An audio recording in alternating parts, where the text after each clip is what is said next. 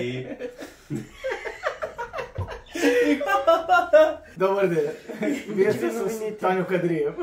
Аз съм вашата Леня. Аз съм вашата Леня.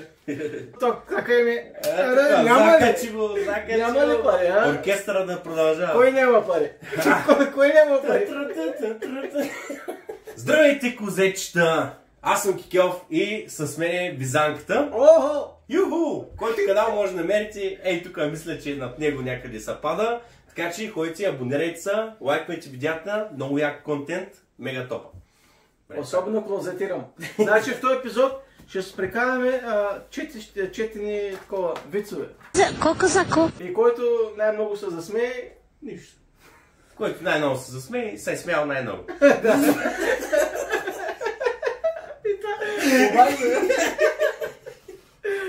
Това е. И наградата е усмивка по радиото. Така че наградата е тази гумичка, където падна от някъде, не знам, мисля, че от фотоапарата, така че... Ще я донейтнем, да, пишете адрес, нали, имейл, банкова сметка, всичко, нали. Ти си първи, защото ти си гост в канала, така че ти си първи. Така, започваме. Той вече ми е смешно малко. Тихо бе!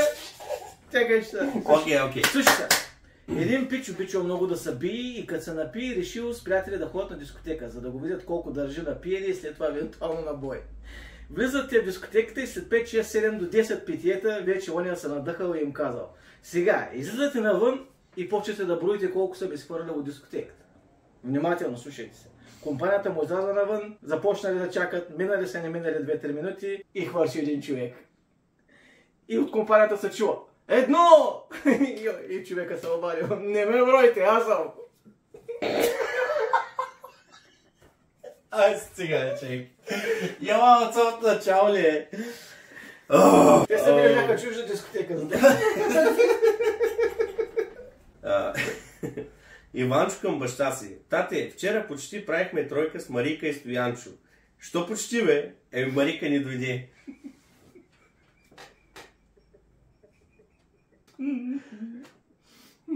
Почти. Няма страшно.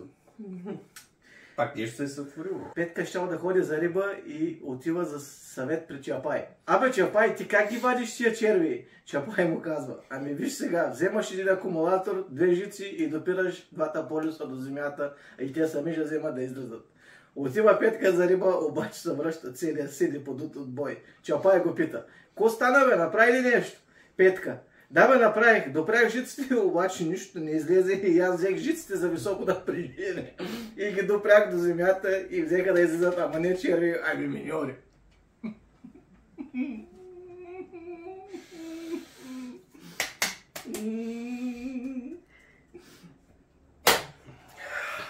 Смятай за ко става въпрос, къде е ударил. Къде е ударил? Ти представите ми, Дарко. Джааа! Тъпчо за желязни каски. Ужас. Един изтъкнат хипнотизатор прави голяма презентация на способностите си. Залата е препълнена. Хипнотизатора казва jump и всички скачат. Хипнотизатора казва laugh и всички се смеят. Хипнотизатора казва cry и всички плачат. Внезапно хипнотизатора се спъва и казва shit. И после 2 седмици чистят залата. Учителка идва на посещение в дома на Иванчо. Ще извикаш ли родителите си? Не мога, спалната са. А скоро ли ще излязат? Едва ли, пробутах и блепил вместо вазелин. Това е си страшна работа. Един цигулар се изгубил в саваната. Както си вървял, го нападнал един лъв. Цигуларят от страх извадил цигулката и започнал да свири. В същия момент лъвът се е успокоил, седнал кротко и се заслушал. След малко един по един дошли още лъвове, лъвчета, лъвици и са наредили да слушат. А нашия музикант вече 2-3 часа се скъсал от свирени. По някое време е пристигнал един лъв, скочил върху него и го изял. И тогава едно малко лъвче вика на другото: аз ко ти казах, че като дойде уния глухия, ще му такова майката, ще ни развали мухабета. Не знам дали да е реал. Така, след третото кафе започвам да готвя. Аз друга отивам след третото кафе, да ти кажа. Ти по колко пиеш? По 5 поне. По 2. Това ама чакай.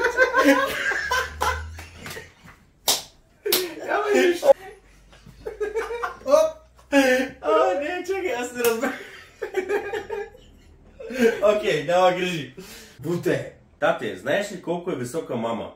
Да, 1,60 м. Как разбра? Мери ли я? Не, но аз съм 1,80 м и ми е дошла до гуша. Буте, спомняш ли си венчавката? Попо, като ни венчаваше, пееше. Чашата на търпението приемете. И какво стана после? Я веднага прие чашата, жената отиде и ни прие търпение.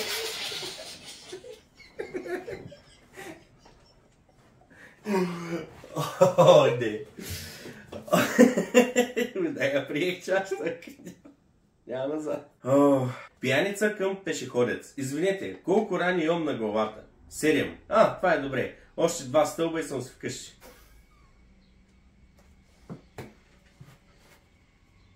Вече се съмнявам, че Иванчо ме обича, казва Марийка.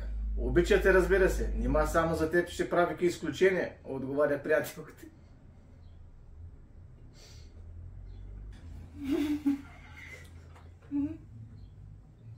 Тъжно ли ти?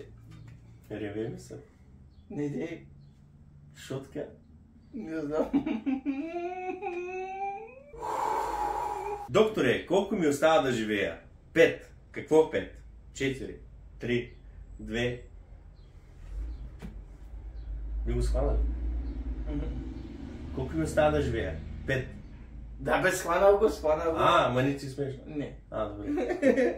Хубаво. Нещо така, ако погледна се едно, не знаеш, що което... се смях. Не са смея, не са брои, да. Мечо Пух казва на Пращчо. Пращчо. Кристофър Робин ни даде 10 делови смет по 8 за всеки. Мечо Пух, как така по 8? 8 плюс 8? Не знам. Аз и моите 8 вече ги изядох. Какъв цвят туалетна хартия бихте искали? Традиционно бяло, сам ще си отцветя.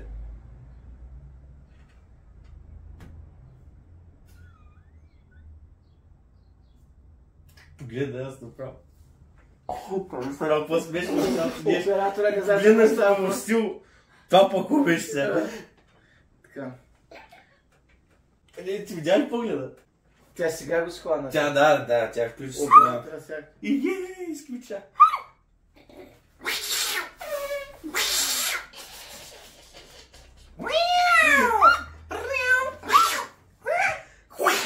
Тега толкова. Кът.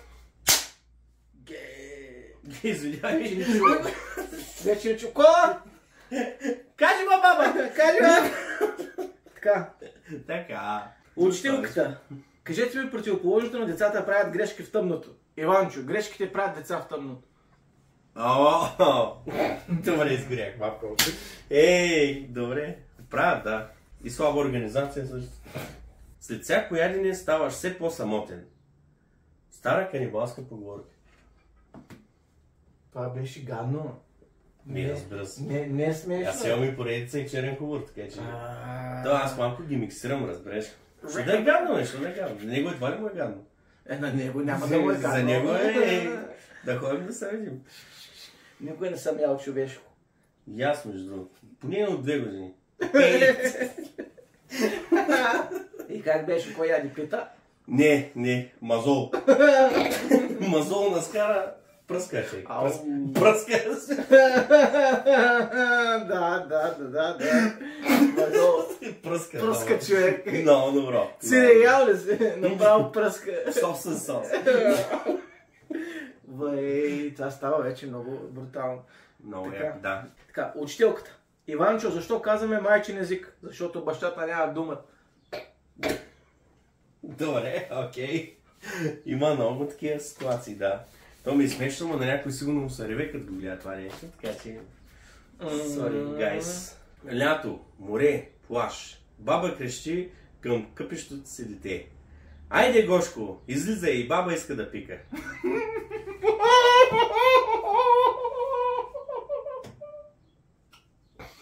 Какво става, когато Чък Норис каже шега за жената на Уил Смит? Уил Смит става и удря шамар на жена си.